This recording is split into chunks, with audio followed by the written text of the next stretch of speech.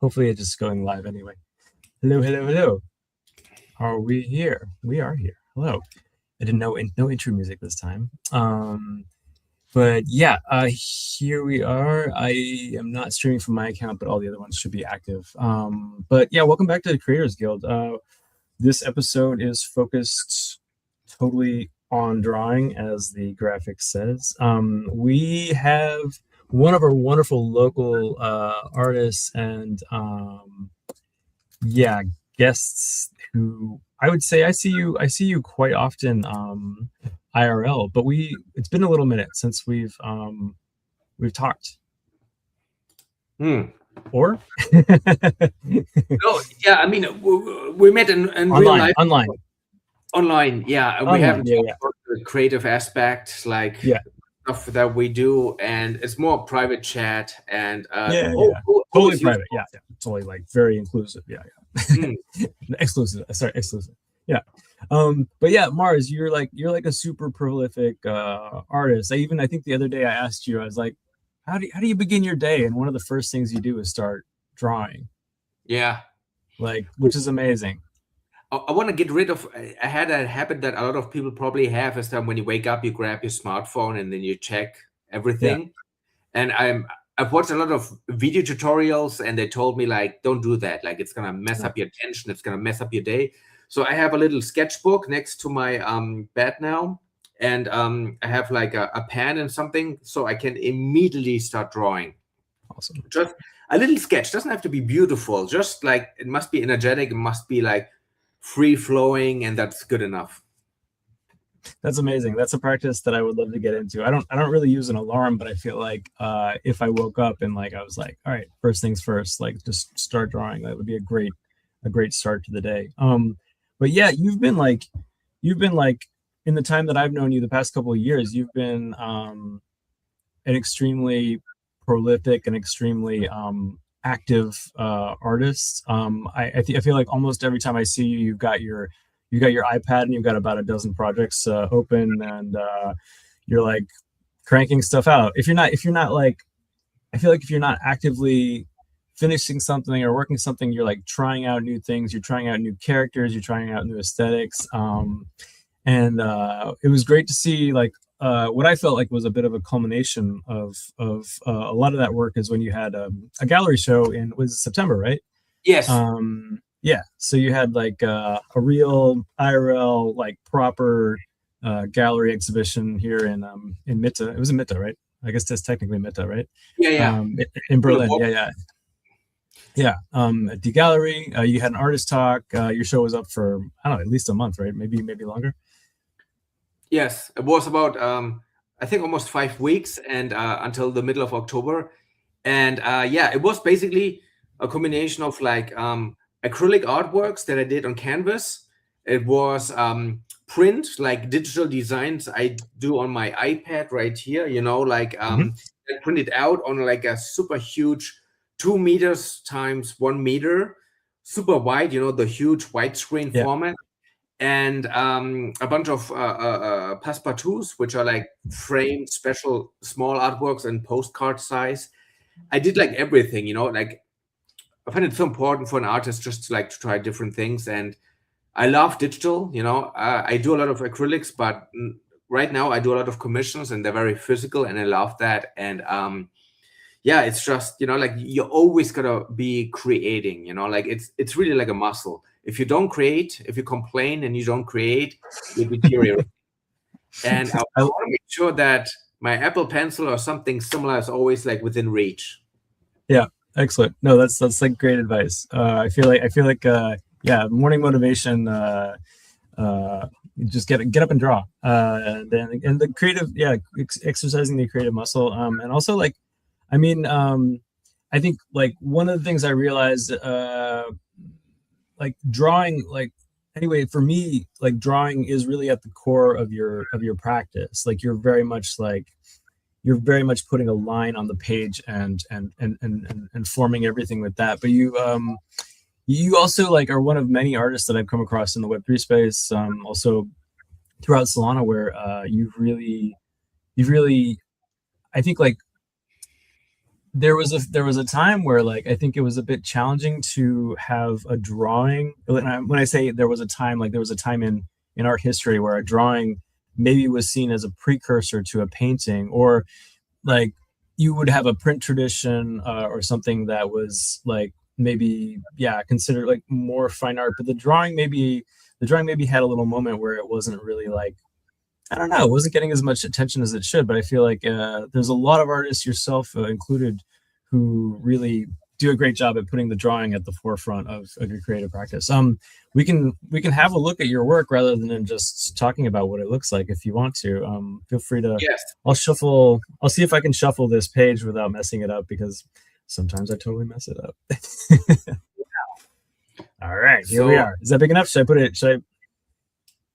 Yeah, I mean, this is basically a selection of that I recently updated. It's called RPG covers, and what I have here are basically covers that I did for like RPG, TTRPG, tabletop role-playing games, guides, and like like little games for private clients. Because I do love, I'm a video game player. I love RPGs. I do it at least once per month. And I just love also creating for them. And I have a bunch of clients where I just create different things that are very enjoyable and very nourishing for my artist soul. And I love fantasy. I love especially also science fiction. And I always try to expand my style, And because, let me see if you can, okay. It works. There you go.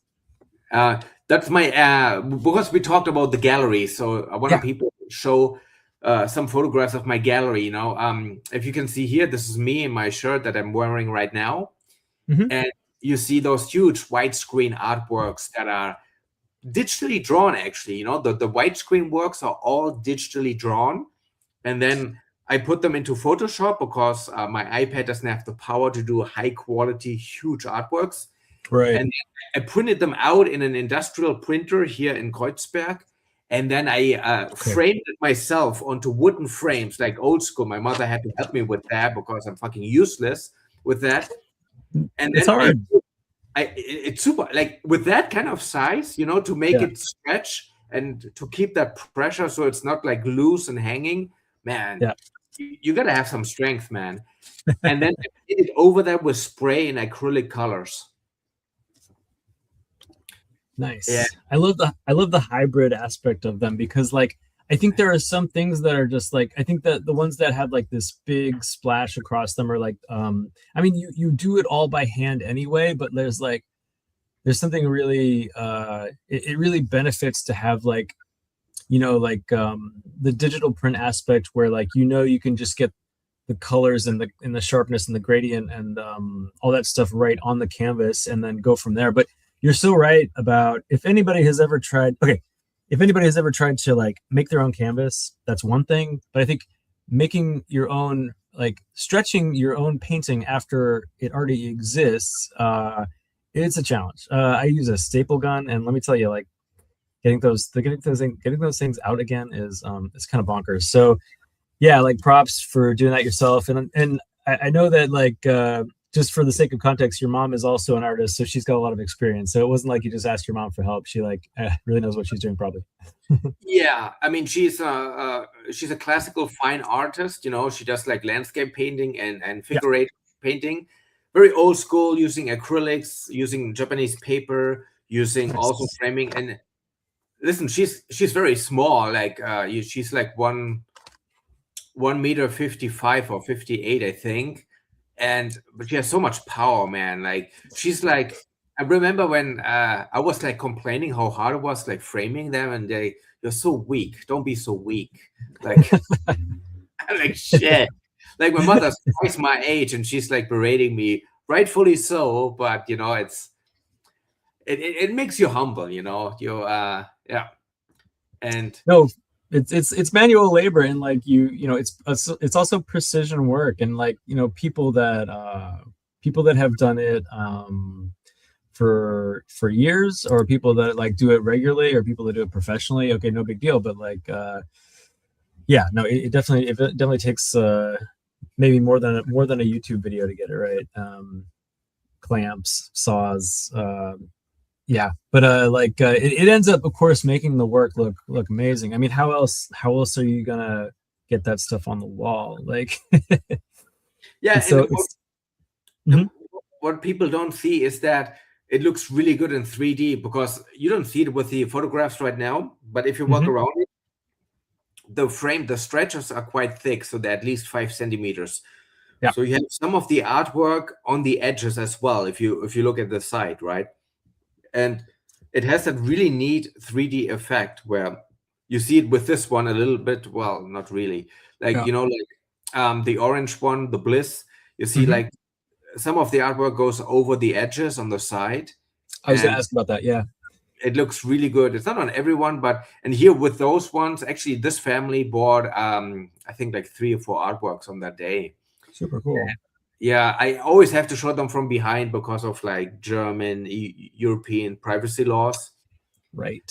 So you're I not should have allowed. I should Yeah, have everybody signing a release actually, but yeah, no, this is true. You can't just show anybody's face anywhere. They own their own image in the EU.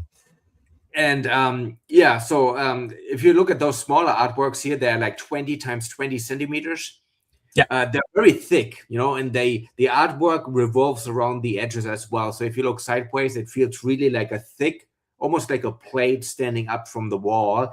And that's a very nice 3D, like a haptic effect you don't get with digital artworks, and that's why if I do physical artworks, if I do them, print them or create them, I want to Yeah. make sure that it looks really like thick, it really looks like something that's like 3 dimensional. Hmm.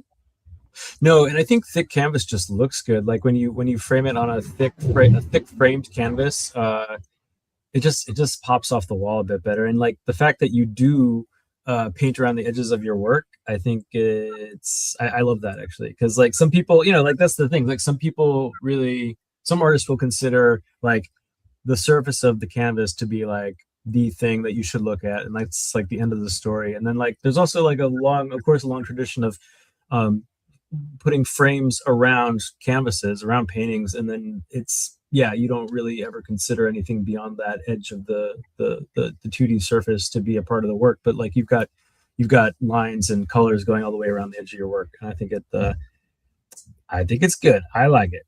Thumbs up. Mm.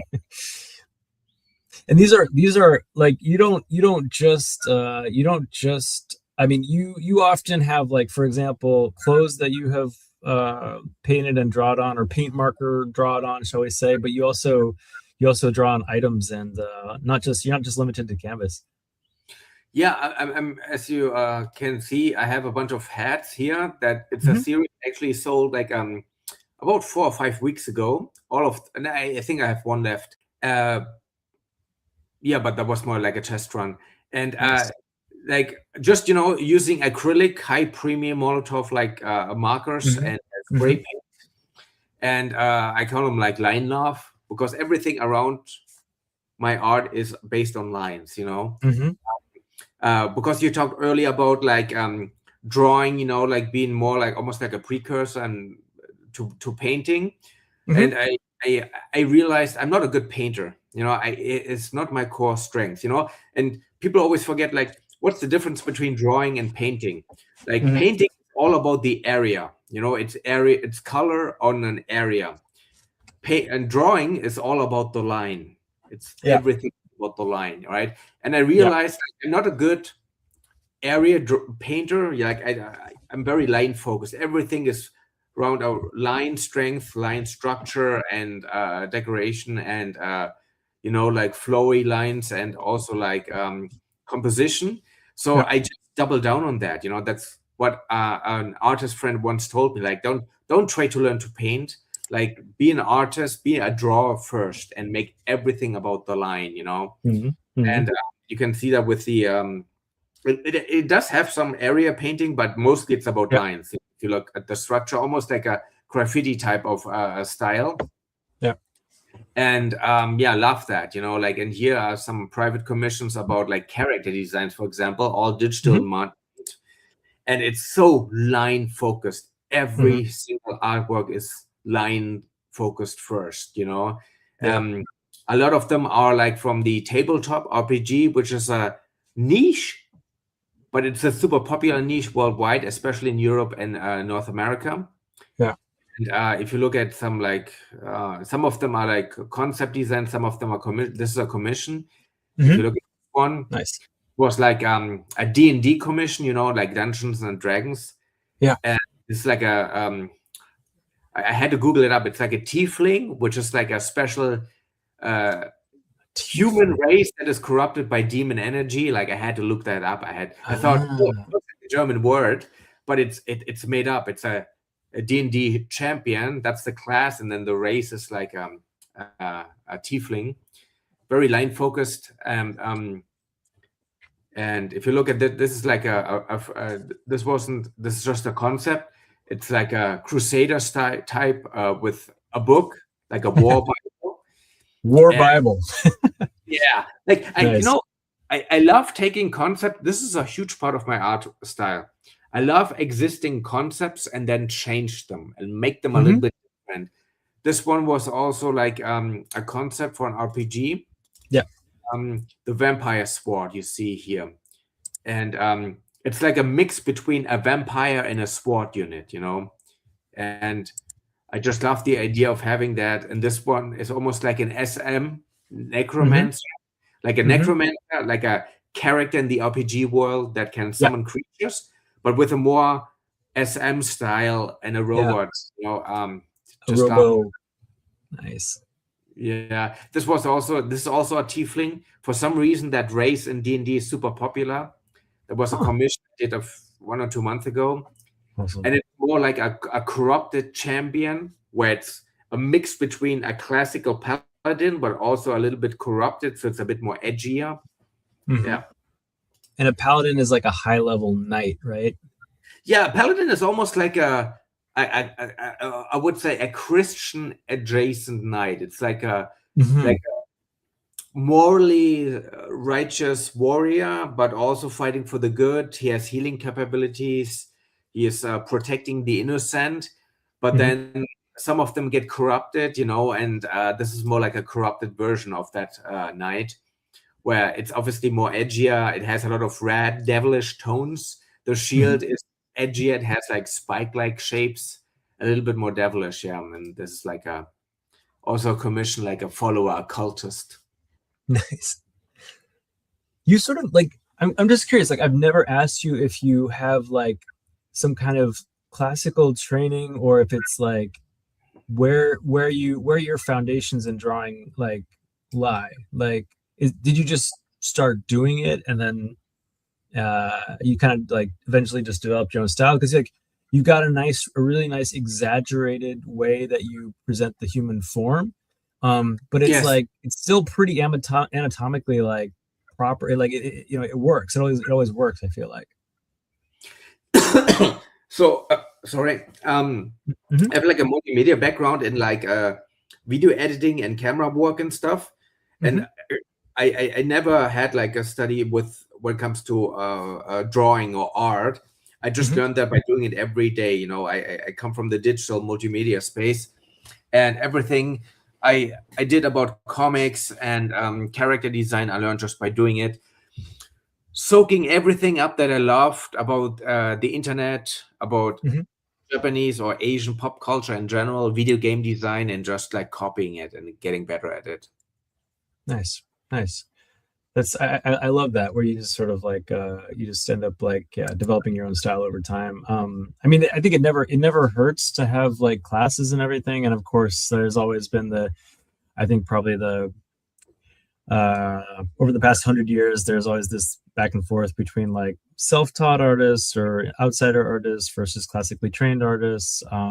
But I really ended up appreciating like all sides. But yeah, I really love the fact that you kind of like just worked it out yourself. And I'm sure you had like a lot of exposure growing up being a Berliner, because we're just surrounded by. I was realizing today that like I almost have graffiti blindness. Like I was turning the key and the rouladen was going up slowly, the motorized rouladen of my door, and there was like a big fresh pink like graffiti face on it, and I had to take a moment to even realize it was there, because like I think I just you see this so much here that it just becomes part of the landscape, and you don't even really notice it in a way that maybe you would in another city. Like, some cities are very clean. Berlin is covered in Berlin. I think, like, in some ways, it like your work reflects a lot of the aesthetic of this city, because it's patchworky, colorful, drawn layers, a lot of layers, a lot of very, like, the human hand gets very obvious in the portrayal, or the outcome of, or just the visual aesthetic. Yeah. But anyway, Yeah. sorry, that's just an aside. I mean, Berlin has a lot of graffiti, every time I walk around, I still see like the same artworks I know from big artists. For example, there are a couple of, especially in Kreuzberg, a lot of Shepard Fairey artworks. He has one, an Hallisches Tor.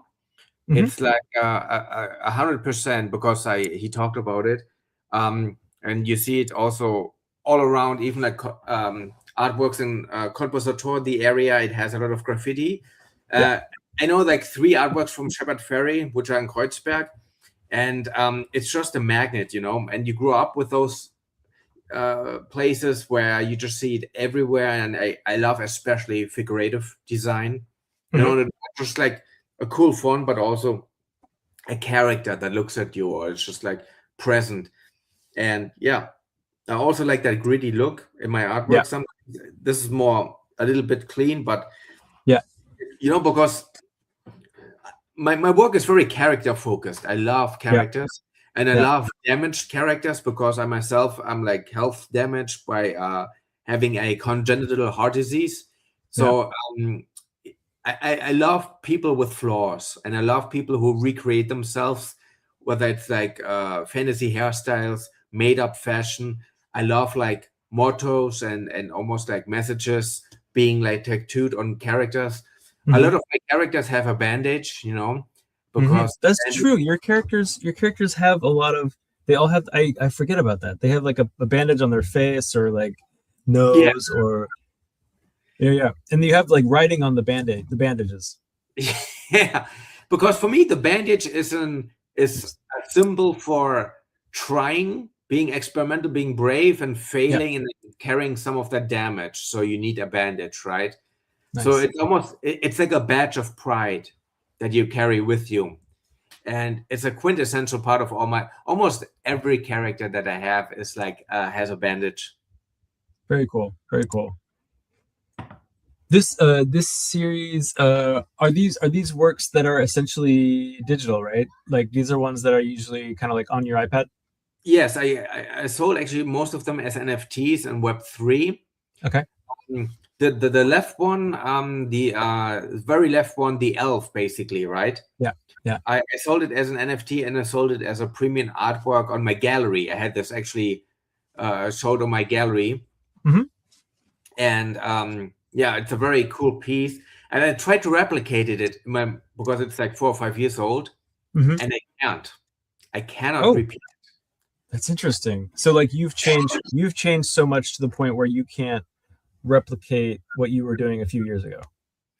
Yes, it's just I'm way more detailed now. I have a different line structure, and whenever I try to replicate it, and it looks completely different. Interesting. Yeah, it's weird.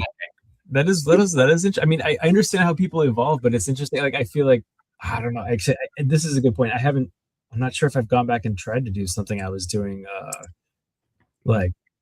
years ago, or maybe you added. I don't know. Do you ever add your own work as like as a canvas, and then draw on top of that, like as a remix or anything like that?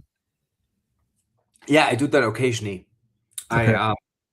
But then even still, I have a completely different line drawing now. Yeah. And hold on. The way I draw the eyes, for example, look at the elf with the Hordle band-aid. Yeah. The eye is not anatomically correct. Okay. It's almost like a front eye, even though it's from the side. So it should be more like this. Instead, it's more like almost like this. And I just wouldn't draw it today like this. Right. You're like, I'm over it. I don't do that anymore. I've moved on. Yeah, but it's like a timestamp. It's a piece of its time. That's true. That's true. That's true. Yeah. It's nice to have those periods that you can kind of see like, oh yeah, like 12 years ago or whatever, I was doing that thing. But like okay, so you're where did you get your start with like entering Web3? Was it this PFP project that you mentioned? Yeah, I had I don't know if you know the artist Pink. She was on Solana, and I started with Yes. yeah, Yeah, man. Pink Skull Queen? Yes. Yes, yes, yes, yes. Basically, I started out with OpenSea and had some success, which is Ethereum based. Yeah. I had a bunch of fans buying stuff from me, also like the NFT version of that Elf Punk that I just showed you. And yeah, then I had basically I was joining like man, what was that club? That app called Clubhouse, I think. Yeah, Clubhouse, yeah. Like pre-spaces, pre-Twitter spaces, like Oh man, COVID years, yeah. Half a century ago. But yeah. So like a Solana based Clubhouse event. Yeah. And the artist Pink was there, and she was saying like, "Oh, come over to Solana. It's a great place. Not yet known, but you should like show your NFT and your work over there." And I was kind of like hooked by her pitch. Then I messaged her personally, and she really liked my art, and she offered to do like a collaboration on Metaplex back then when it was still like also like a website. And we did that, and we did a really cool collaboration with another artist as well and her. And that was the start, basically. Then I just learned about it, learned as much as I could. Yeah. Learned about the platforms and showcased it, went to a new platform and got in contact with everyone. And that's how all the selling on Solana started. And I had a call with her even like, and it was such a cool call. And man, unfortunately, like she died a while ago. And that was really like, she died about half a year after we had a personal call. Okay. That was really devastating as well, because she seemed so passionate about her art. I was thanking her for bringing me onto Solana. She helped me a lot with that collaboration and stuff. And that was it was sad. It was just tragic. But I don't know what was going on in her head. Yeah, I know a lot of artists who, I mean, I also followed her work, but I didn't have that connection. But I know a lot of artists that we know in our spaces that were really, have been really affected by her passing. And there's I think, and I noticed there has been a show in her honor since then, and some channels that are still active and contributed to. So yeah, Pink Skull Queen, keep an eye out. OG, super brought a lot of people on board, and a very well respected artist in the space. So pour some out. It's tough. Crazy. Yep. It's anyway. So shoot. Sorry, I lost my train of thought. I was just thinking about all these other people and all those other people I know. Yeah, it's I still think that art is super important, especially in these chaotic times. Yeah, and it can be really tough, right? With all the crazy stuff going on in the world, and it's very easy for all those events to get to you emotionally. If you look up the news, it's just devastating what's happening, and almost everyone is affected by it. And I had this conversation actually with another Solana-based artist, Ghost Lord ISO. American. He also did a lot of PFPs and artworks on Solana and Web3. And he just said, he's, I think, from Portland. And he just said, you got to keep on going, that you want to create, because that's like the antidote to chaos, to entropy. And it's also the best way to inspire other people to move on. No matter how hard the times are, create something, create a little world, a character, that there's an impact you can have that inspires people to move on, to create, to be constructive. And man, that was such a cool call yesterday as well. 1.5 hours late at night for me, early for him. And he just like fired me up again, because sometimes I have also the chaotic times get to me emotionally with all the bad news. but I realized like I'm really good at drawing. You know, I love creating characters and worlds, and they Yeah. do inspire others. You know, I've seen it at the exhibition that I did last year. It was very Hmm. crowded. You know, the Yeah. speech had a lot of comments afterwards. Your people coming to me said, "Oh, I had no idea. Like this is such a cool style." Getting the catalogs that I offered. Yeah. Art can be really, I mean, it sounds a bit cliche, but it can really make a difference. You know, it can be that spark of hope, that spark of light that we so desperately need right now. Yeah. No, for sure. For sure. And yeah, I've had a few conversations like that lately too, where I'm like, yeah, and I trying to keep the balance of like staying informed and staying on top of things with also like not letting the doom scrolling consume you, and yeah, focusing on your authentic like creative practice, and also keeping in touch and keeping in communication with other creative people who yeah, are gonna inspire you. And I think that's like key these days because otherwise you're just gonna be spinning the wheels, man, spinning the crazy wheels, because it's a ton of crazy out there. Yeah, you're okay. You're like I think you're like the only person in our creative crew that is like an OG Berliner, not like uh not to like emphasize like where you're from, but like I think it is a bit of a rare animal these days in Berlin, especially in like a lot of our neighborhoods or a lot of our groups, to like have a real like a real Berliner. I Oh, always appreciate oh, there's also Zeltmus a here. little tension going on without Ur-Berliner and Zugezogener, you say it in German, right? How do you in English? It Yeah, would be like moved ins? No, like like yeah, like I've seen these graffiti or these stickers that say "Zugezogener raus," like those who have moved here get out, kind of yeah, I yeah. don't know, roughly translated, but yeah, "Zugezogener."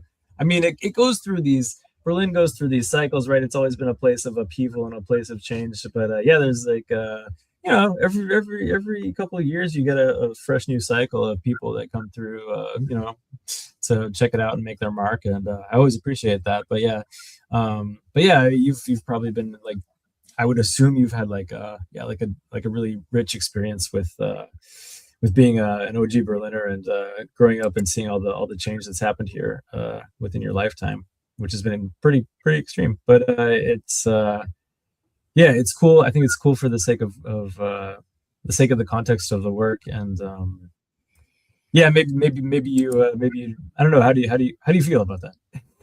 I'm always open-minded Yeah, about like every city changes, you know. yeah, I grew up in Kreuzberg. Kreuzberg used to be the ghetto back in the day, like 20, 25 years ago. I remember when I was like in high school and I went to Bavaria for like a school trip, extended for like a week. And people have said, "Oh, where are you from?" And I said, "Kreuzberg in Berlin." It's like, how they're like, many times do you get ooh, beaten up to like, do you have a knife? Like, how do you make it to school? Like they were a little bit posh Munich people, you know, yeah. and like Kreuzberg must have been like the ultimate like ghetto, you know, and that I did. obviously changed. Yeah, that changed a bit. Yeah, I mean every city is gonna change over time, you know. Uh, it's the same story in every major city. I'm not Yeah, as anti like people moving here because if you go to another country, it's the same story all over, you know. I mean, you have over tourism now where people get pissed when too many tourists and foreigners come to their place and then they're very anti-immigration, anti-tourist. mm, Um, I try to keep an open mind, you know. It's just mm, yeah. I can't change the world, I can't change the city, but I can focus on the art that I create and the inspirations that I take it from. There you go. And it's a great place for that. It's just, yeah, that aspect does not stop. I gotta say, like, we were in line last night for the Abramovich show, and it's right there at the Gropiusbau, and like it's also a very heavy tourist area, and like there's this massive line that's blocks and blocks and blocks long, and all the tourists are like asking like, "What are you in line for?" And they're like, "An exhibition." They're like, "What? Like an art exhibition?" They're like, "Oh, okay." Like you have a deep dedication. Like my point is, like, that thousands of people show up for an art opening. Like you have a deep dedication to creative practice in Berlin. I really appreciate that. And oh, kill kill your passive Paul. Nice, I like that. Artwork I sold actually 3 or 4 times already as a premium Really? print. Nice. In German, there's the saying. I want to tell you where it comes from real quick. In German, there's an inner Schweinehund and the inner pig dog. It doesn't make any sense in English. In Germany, that's like a creature basically symbolizing your laziness, something that's your comfort zone that you have to overcome. Yeah, it doesn't exist in English. Yeah, in German you say den inneren Schweinehund überwinden, overcome the inner pig dog. I like this. And an English version called the passive paw, which is your lazy, fucking comforting self, and just like a hamster face, like almost like Beavis and Butthead style. Very unusual for me. I don't create those watermelon type hats, but yeah, I sold a bunch of them. It was really cool to like people who are not lazy at all, like who are like entrepreneurs, and one of them works for like Lutz XXX, which is like a big Austrian, like how do you say, like Bauhaus, like where you get the interior stuff, like IKEA, but the Austrian version. And he's like and one of Unleash Your Inner Freak I also sold a couple of times. I also made like on the very right the girl with the hands like crossed like this and having like a mouth in your hand. Interestingly, I always sell something that is basically having a message that people can connect with. You know, Unleash Your Inner Freak is really for people who want to let that inner freak out, the creative self, you know, the more wild side. Faith Unlimited, I sold actually also to Christians, which was really, I sold it last year as a premium print. Nice. To a Christian. I wasn't even Christian minded. It's just like it's a riff on Fate Unlimited, which is like an anime and manga. And I called it Faith Unlimited, like having unlimited faith, but like in a broken English way. But the woman connected so deeply to it. She said, I need to have it. How much is it? Which format is it? It's like, oh, well, it's just digital, but I had to make up like a format and everything and then print it out. Yeah. Actually, sorry. Yeah, no.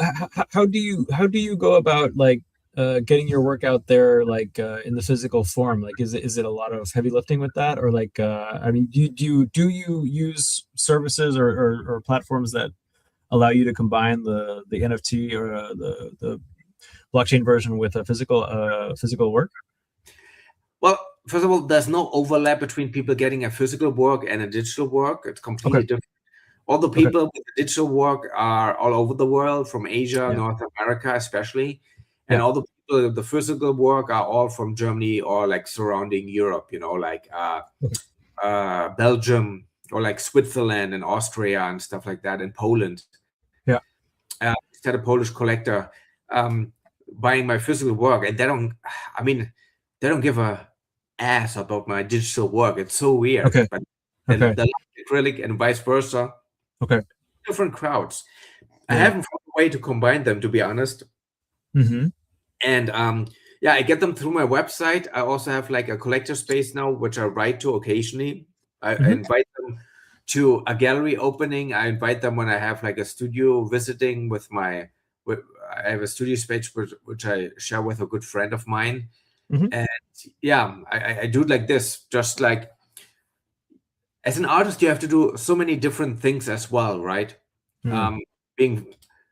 Having a cool website, being in Web3, doing an exhibition, doing a catalog, connecting with the existing collector and fan base, doing commissions on Reddit. I mean, some of the commissions I showed you earlier, I just got from like Reddit. Right? Really? Yes. Okay. So you literally people find you and you communicate, you post your work there, and people like ask all my work on Reddit. All the character-based work I show on Reddit. I show the commissions and concept art on Reddit. There's specific channels, and then people see that and they write to me. Crazy. Huh. I didn't know that was a thing. Honestly, I'm surprised. I mean, I thought I know Reddit is like for everything, but I didn't know that people were using it to connect to collectors, or artists were using it to connect to collectors. It's just for commissions. Like those people don't buy any physical stuff whatsoever. And I shouldn't say that, whatever, but up until now, I haven't sold anything physical. I think today the attention is so fragmented and people are living literally in different bubbles, you know? Yeah. Yeah. And you got to have like a range of, I don't want to call them products. It sounds so, but you got to have a different range of artworks, you know? You can have the big ones and the more expensive ones for the more upper middle class people. You got to have more, the affordable ones in the 50 to 200 euro range for the smaller collectors who don't have a lot of money but still want to collect your artwork.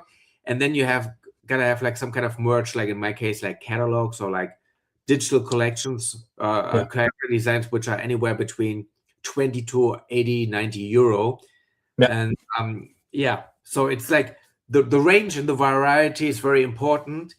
And while still keeping your style, but also like keeping in mind it's very diverse over there, and there is not a single collector, right? Physical collectors don't have a single digital art piece of mine, and all the digital collectors don't have a single physical piece of mine. You know, it's yet. That's the right spirit. I mean, I think it's like at this point, I think there's been like maybe a lot of discussion of like, you know, figuring out a way to combine the two, or crossing that bridge, or connecting it with editions, like verified editions or whatever. It's always great to see what people come up with. It's also super interesting to hear that yours are very separate, because you kind of, you do both. And that's, I guess that's actually, it seems, I mean, it is a lot, but it is also like you're straddling those two worlds, very much. So, well, I pay a little bit more attention to the physical world as well now because of all the AI slop going on. And, you know, like personal connections matter a lot. You know, it's a cliche, but it's true. I think it's more true than ever that you want to have a physical connection to somebody, an emotional connection. I think it's super important that people know what you look like, and that they feel your voice, and that there's just something to hang on to. Otherwise, you don't even know if they're real anymore. I mean, I don't know about you, but if I look at the news and Twitter feeds, a lot of artworks or even videos, I have no clue if they're true anymore, or if it's just AI like trying to sell me something. This is true. This is I start to wonder myself. No, for sure. It's getting freaky. Yeah, but it makes me appreciate like handmade work like all the more. Like drawing, you know, like I really appreciate the human made line, and like the forms that are creative and woven and generated with the human hand, more even so lately. I always did, but like now I'm like it was made by a person, and they took time and sat there and thought about it and did it, and, you know, experimented or had a plan, or they didn't have a plan, or, you know, however it goes with people's creative process. So I feel you got to put emphasis. I love the human made or 100% human made, you know, like, I feel like if I just look at my Facebook feed, I see a lot of German promotion for books, for like children books for some reason. And they're all AI made. Like I see it immediately. No, like really? They're merging within the environment, or they have like the notorious 6 fingers or stuff like that. The notorious 6 fingers. Yes. Yeah. And or they're merging with the environment, or they're like glasses, and they blend into their ear, you know, all those AI mistakes. Yeah. And I keep stressing it's handmade, it's personal, it's physical. Yeah. Even if it's digital, it still has that handmade flavor. It's all handcrafted. And it's super important. The hats as well, like obviously those are real hats, like hat size, like real proportions. But you gotta stress that part, and you gotta make sure that people know about that.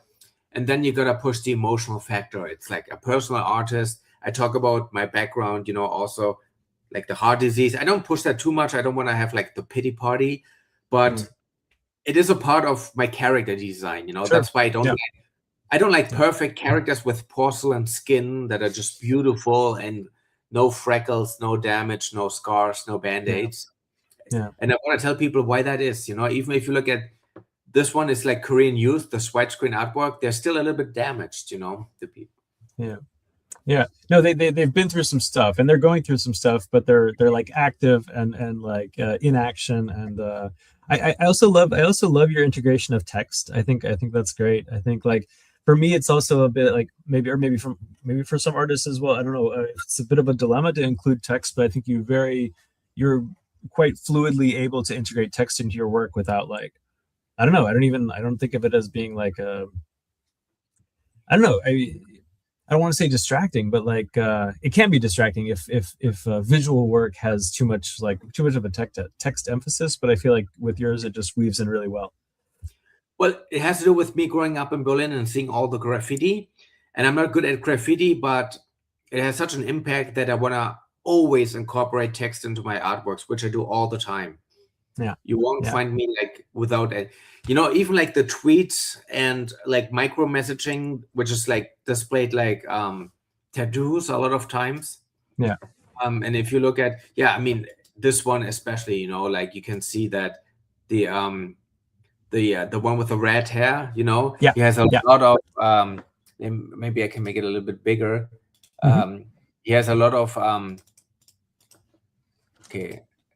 text on his shirt, and his jacket, I mean, and it's so important. And the wall beneath them has a lot of text as well. Yeah. And stuff.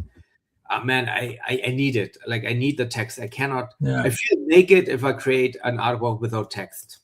Nice. Sweet. And I'm not an exhibitionist. I don't want to feel naked. Yeah, I have a question. I do have a tiny question, and it's just I just can't remember. Is the white that we're seeing here, is that blank canvas or is that painted canvas? This artwork in particular? Yeah. So it's printed. It's first made on my iPad. Then I made it on Photoshop to level it up, to make it additional lines. Then I print it on a canvas, and then I go over it. So a lot of the white line, the black is actually acrylics. Nice. So it's a real multimedia piece. It looks if I showed you without the acrylics, you will still recognize it easily, but it misses a lot of details. Yeah. Amazing. So I have a question. So like one of the things that made me think like, well, I mean, I wanted to have you up anyway, but we were talking the other day, and you said you've been working on a book. Speaking of books, do you have any thing you want to say about your book, or should we just wait for it and see it when it hits? Because you said you've developed like a full book. Yeah, it's gonna be like a web comic project. So and it's just the part because it's technically a web comic. Yeah. Called Demons Eat Concrete. Demons Eat Concrete. Yeah. And it's about basically a city called Limbo City, stuck between heaven and hell, and individuals trying to survive and maybe even thrive in that hellhole, basically. Nice. And it's a metaphor for modern life, like a city that becomes harsher, it becomes more corrupted, and people are trying to live like their life while things becoming crazy hard, but also more sinful. And it has like demon influences, it's very much influenced by video games and by manga and anime. And it's something I've been slowly sharing on Twitter. I've just bought the domain name. That's why I can mention the title now. And it's something I've released. I mean, I have like 95 plus pages finished. And I keep postponing it. I always think like, my Patreon is not ready yet.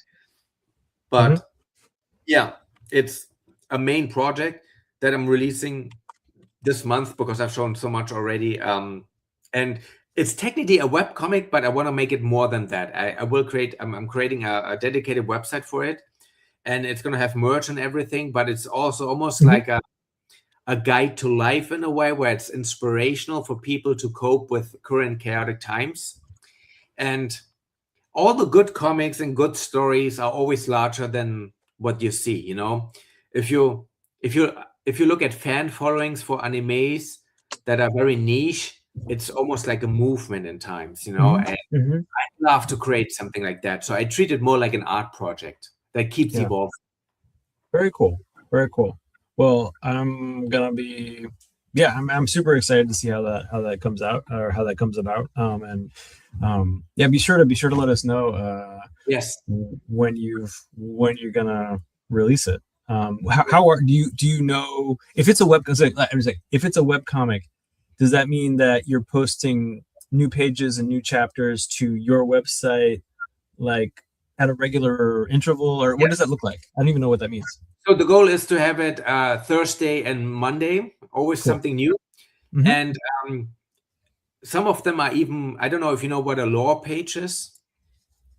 A lore page. L-O-R-E? Lore page. Like lore. L-O-R-E. Story lore. L-O-R-E. Yeah, it's lore page. Because I treat it like an experiment, and it's going to have like world building as well. And some pages are going to be more experimental. And everything is basically a fragment of the larger piece. So I want to run this thing for years to come. Nice. And let people see how my art evolves, how the characters evolve, but also how the experimental factor evolves. I have elements which are more abstract, almost like an art piece, but it's still part of the comic, right? But like I said, it's an ongoing art project where I also want to take in like feedback from people who read it, and just create something like almost like an experience from it. And I want to see how far I can take it, because I'm going to push my style every single day. I'm creating the characters for it, and it has a lot of humor. It's going to be very edgy. It's just like, it's basically very similar to our world, but just like taken up like not a notch, not two, like 5 notches, basically. Awesome. That's so cool. When did you realize that like this story needs to like just be like a long form, like a long form fiction, or is it long form fiction, or is, I mean, I don't even know what to call it. Yes, because again, I like the idea of having a project that goes on, and it changes slowly over time, because you change as a personality and your style changes a little bit. But also, I love storytelling. I love stories. And I missed it with character design sometimes, that there's no sequential story to it. And having that project and using it as an experiment almost. And also, like, because I like fantasy, I like you see those characters, using real human characters, but a little bit more fantastic, a little bit over the top. And using the real world as inspiration, but just like cranking it up, where corruption is actually like a visual effect on people.